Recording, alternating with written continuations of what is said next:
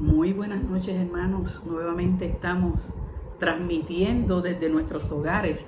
Es un privilegio y un placer poder hablar con ustedes nuevamente y exponer la palabra de Dios. Hoy vamos a repasar parte de la vida de dos personajes de la Biblia y vamos a compararlos con nosotros. Antes, vamos a orar. Querido Padre que estás en los cielos, nuevamente, Señor, ante tu presencia pidiendo tu dirección. Que tu Espíritu Santo nos acompañe, Señor, y que tu palabra sea expuesta de una manera correcta para edificación, Señor, y para honra y gloria de tu nombre. Gracias por los cuidados, Señor, y bendice a cada persona que está escuchando, viendo o va a participar de esta transmisión. En el nombre de Jesús te lo suplico, Señor. Amén. Bien. Comenzaremos con una porción de la vida de David. David es un personaje que se ha escuchado, se ha estudiado, preferido de mucha gente porque vivió tantas experiencias comunes a los seres humanos. Y hoy yo quiero que cuando estemos estudiando de David, pensemos que cada ser humano en este mundo se enfrenta a sus propias crisis individuales y se enfrenta a otras crisis que son colectivas. En cada segmento de la historia nosotros vemos que hay unas situaciones y unos problemas que cubren a bastantes personas, que le afectan. Pero también cada persona tiene sus propias crisis con las que tiene que resolver y continuar adelante. Y cada cual pues busca la forma de hacerlo. Con David dice que en el Salmo 121:1 David se estaba enfrentando a una situación bien difícil y cuando escribió este salmo, él estaba siendo perseguido por su hijo Absalón. Dice: alzaré mis ojos a los montes, ¿de dónde vendrá mi socorro? La crisis personal de David era que en este mismo momento, cuando él escribió este salmo, había perdido a su consejero Samuel. El profeta lo había acompañado, lo había ungido y lo había guiado, y David lo había consultado y Dios los había dirigido a ambos. Por eso David tenía tanto éxito y Dios le decía cuando lo aprobaba, cuando no lo aprobaba, pero sí lo había escogido y Dios quería que David continuara, estableciera el reino y lo estableciera mejor que lo que hizo Saúl. Así que en este momento él se encuentra en el desierto de Parán, huyendo de su hijo Absalón y sin la compañía o el consejo de Samuel. Y estos montes, estas montañas de Palestina, eran visitadas por los paganos. Ellos creían, dentro de su racionalismo, su materialismo, su forma de ver la vida, que sus dioses estaban más cerca de ellos en esos montes. Y por eso ellos recurrían ahí. Y David, huyendo en el desierto, pasa su vista hacia estos montes y dice: bueno, pues yo voy a alzar los ojos a los montes. ¿De dónde vendrá mi socorro? Puede ser que en algún momento, en algún instante, David lo haya hecho porque ahí recurría todo el mundo. Sin embargo, David tenía una relación especial, personal con Dios. Dios le había aprobado cuando él había hecho algo malo, lo había desaprobado y tenía una relación que era bien real. Y inmediatamente que él dice: alzaré los ojos a los montes, ¿de dónde vendrá mi socorro? Vamos al próximo versículo que dice: mi socorro viene de Jehová, que hizo los cielos y la tierra. Qué interesante que nosotros en un momento de duda nos llegue, nos conecte. No, si mi socorro viene del que hizo el cielo y la tierra, del que habló y por su palabra todas las cosas fueron hechas. Así que inmediatamente David reconoce que su socorro oportuno, que su socorro verdadero viene de Jehová. Y enfrenta esta crisis personal de su relación con Dios, confiando en aquel que lo eligió y lo equipó para que él pudiera ser el dirigente de su pueblo y pudiera presentar a las naciones que los rodeaban quién era el Dios que los estaba guiando. Así que en su momento de vacilación, solo, que no sabía qué hacer ni para dónde ir, cómo me enfrento a esto, recordó: yo tengo un Dios grande, el Dios Todopoderoso. De ahí viene mi socorro. De ahí viene la salida para mi problema.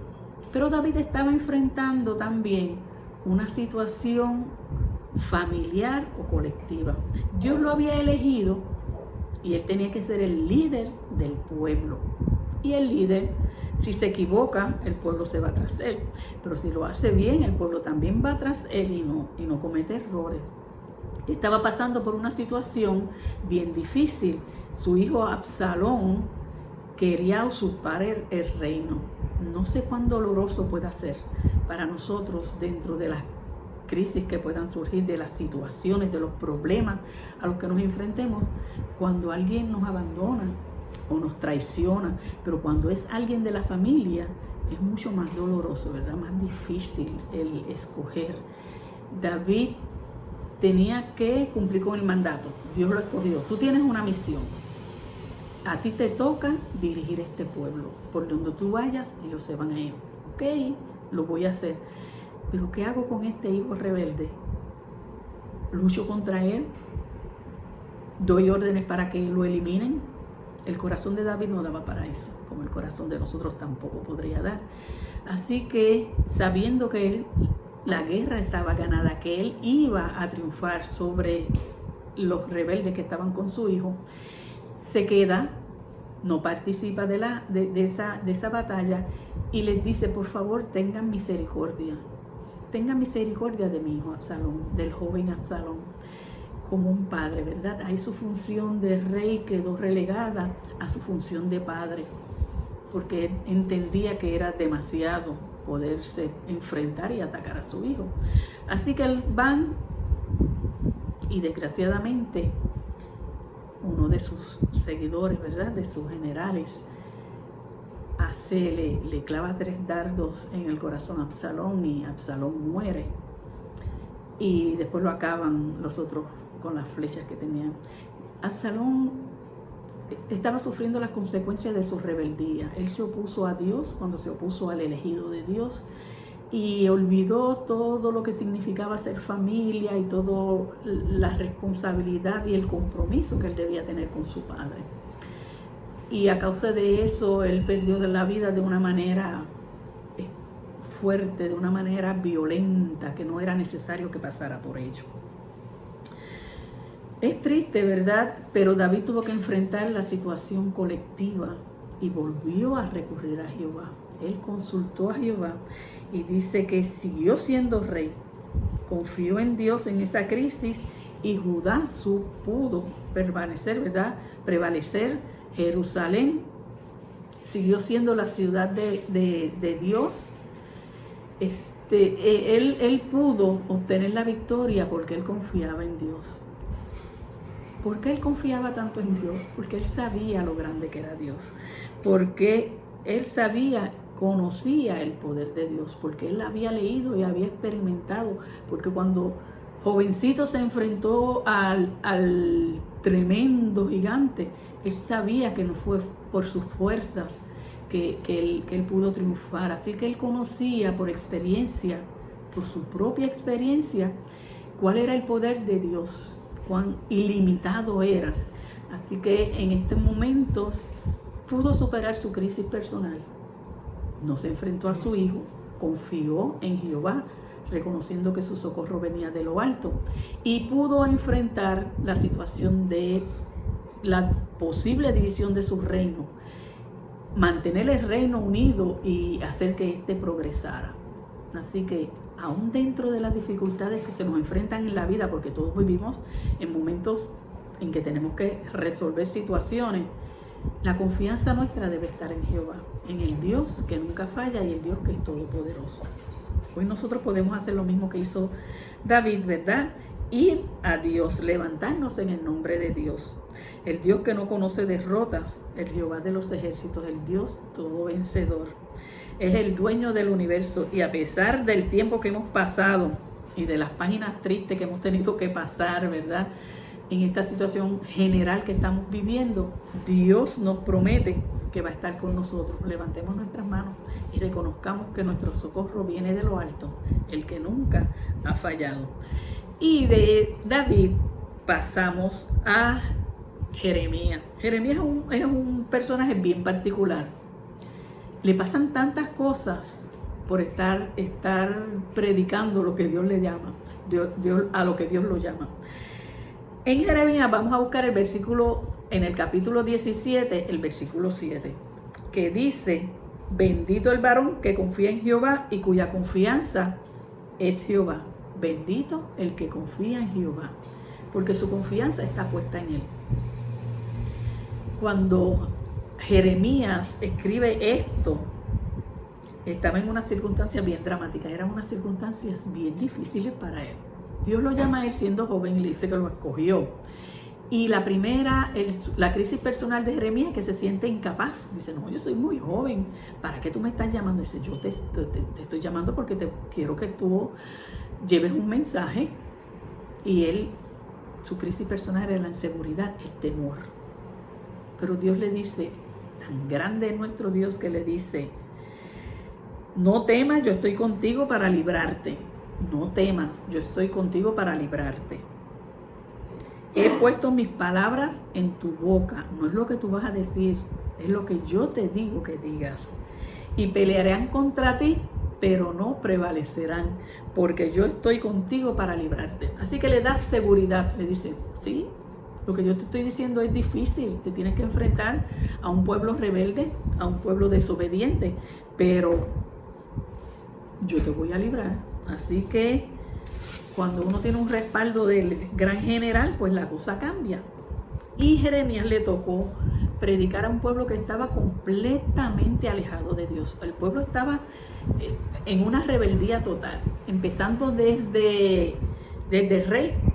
Pasó por 2 o 3 reyes, ¿verdad? Jeremías predicó para Josías, Joacim y Sedequías. 3 reyes rebeldes en contra de Dios, yéndose a favor de los ídolos, adorando idólatras, se convirtieron en idólatras y el pueblo se fue con ellos. Siguieron el ejemplo que les daba el rey. Y Dios le dice: no temas, el pueblo no quiere convertirse y yo quiero que tú les des el mensaje que te voy a decir. El mensaje que Jeremías le tenía que decir al pueblo era que venía castigo de Dios, que Dios los iba a disciplinar de una manera diferente. Dios los liberó de Egipto. El propósito de Dios es que su pueblo fuera una demostración de lo que es ser libre en Cristo, de lo que es tener la libertad de Dios y todas las bendiciones que conlleva eso, ¿verdad? No serían esclavos de nada de este mundo y podrían presentar a un Dios que libera de todo. Hizo ese milagro tan grande sacándolos de Egipto para que ellos fueran libres. Y por fin el pueblo podía cantar, podía adorar, podía servir a Dios en completa libertad. Dios les dio esa oportunidad, pero se fueron corrompiendo.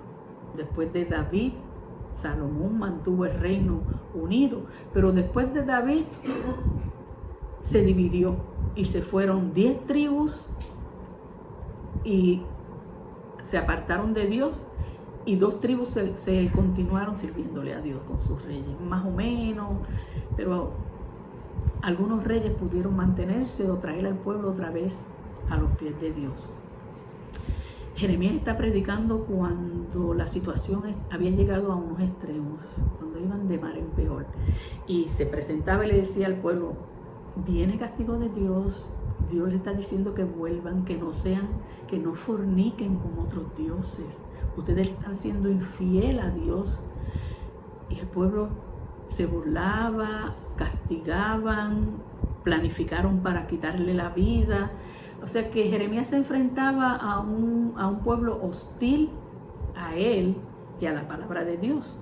Así que su crisis colectiva era el rechazo de la palabra de Dios y la amenaza a su seguridad. Y aún así, cuando él daba mensaje y el pueblo no lo escuchaba, Jeremías lloraba por el pueblo. Lloraba. Él sentía dolor porque sabía que Dios le estaba dando advertencias para que evitaran el que fuesen cautivos de otro pueblo. Y vuelve Jeremías y le habla, pero el pueblo decide que no, principalmente por el rey. Nosotros no vamos a hacer caso, no nos importa, hasta que Jeremías viene y le dice: miren, ya están rodeados, ya hay un pueblo grande y poderoso que lo está rodeando, y les da el mensaje que Dios le había puesto, ¿verdad?, en su mente. Van a ser esclavos de Babilonia, y ahí le dice directamente y concretamente de quién iban a ser esclavos. Babilonia, los caldeos, ellos eran unos guerreros fuertes, crueles, que venían con poder y sin misericordia, pero iban conquistando parte del mundo que los rodeaba. Iban conquistando, y Dios les dice: ustedes van a ser esclavos por 70 años. Jeremías da ese mensaje con pesar, y Dios les dice: miren, y los que se quieran quedar no la van a pasar bien, los que se vayan a quedar, y van a pasar dificultades y hambre, pero ustedes solo están buscando, arrepiéntanse. Pero nadie se quería arrepentir de la forma en que Dios quería, ¿verdad?, que volvieran a Él, que no siguieran a los dioses. A pesar de esto, de esta situación y de lo que el profeta Jeremías está viendo que va a suceder, dice: bendito el varón que confía en Jehová.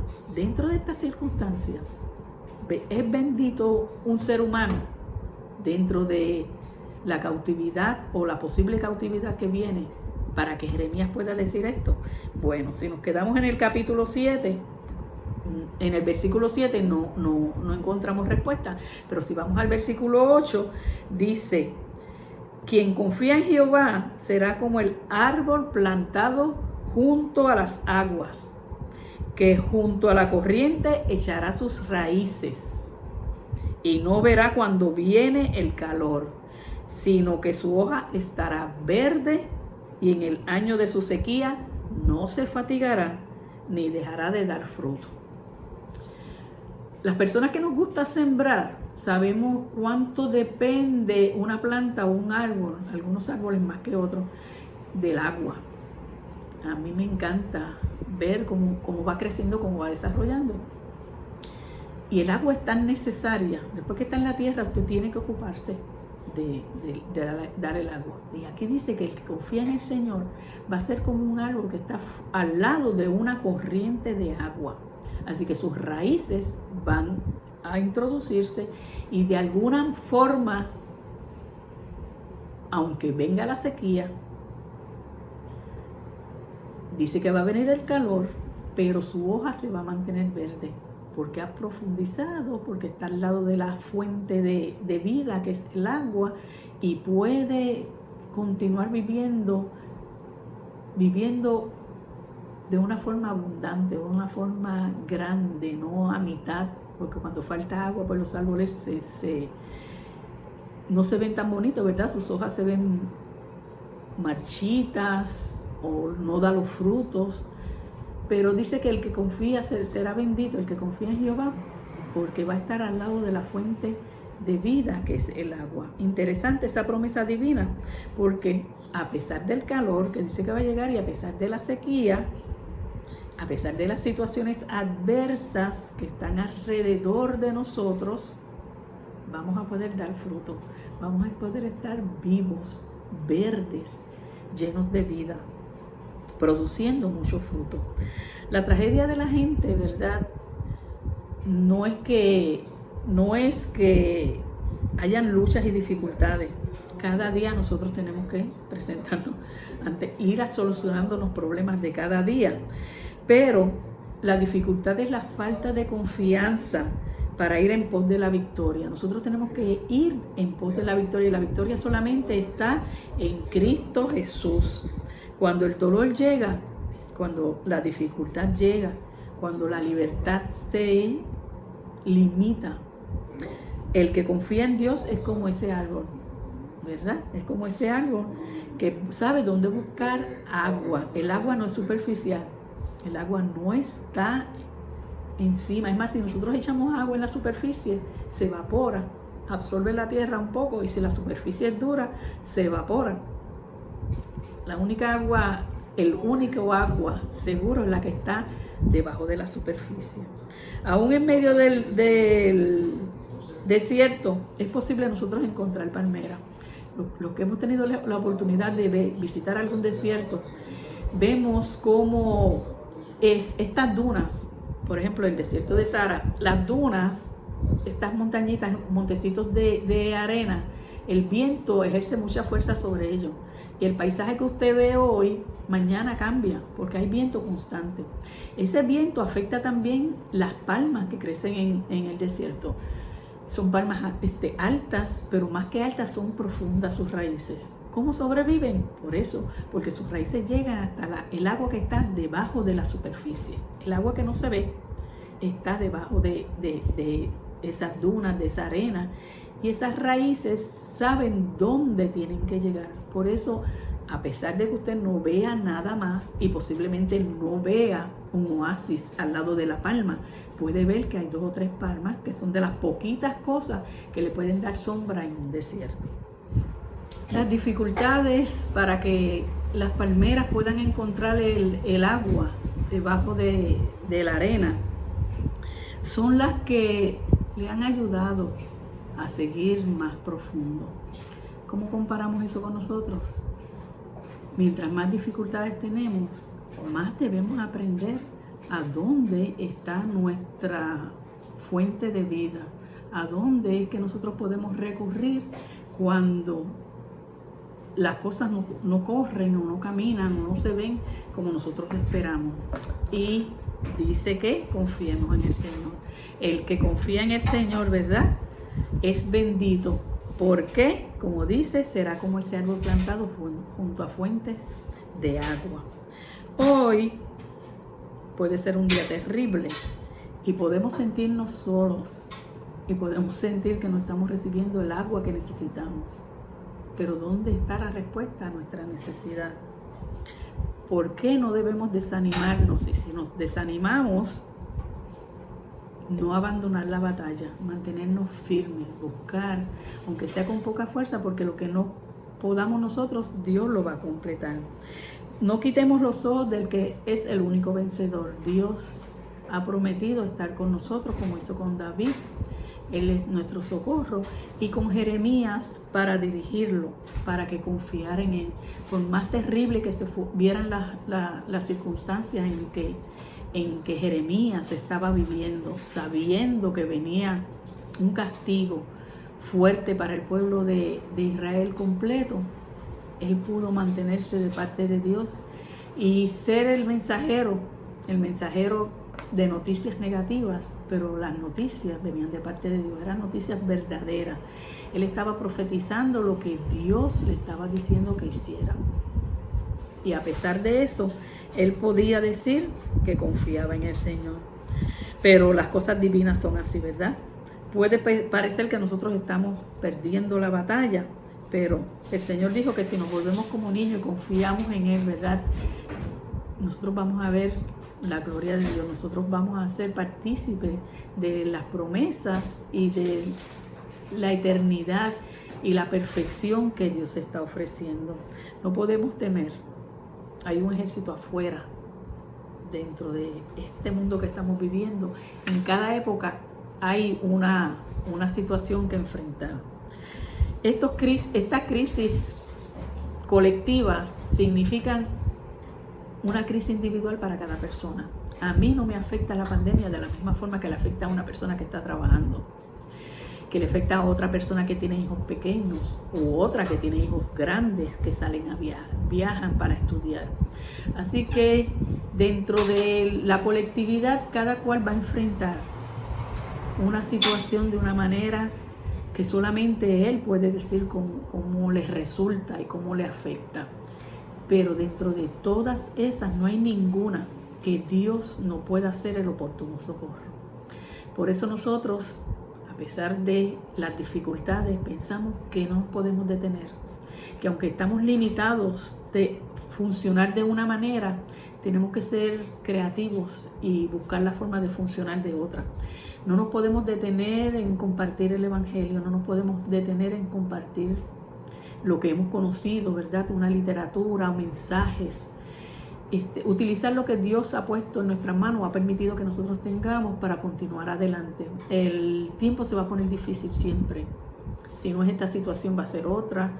Una situación económica, un país en quiebra, pérdidas de trabajo de mucha gente, enfermedades, no necesariamente el COVID nada más.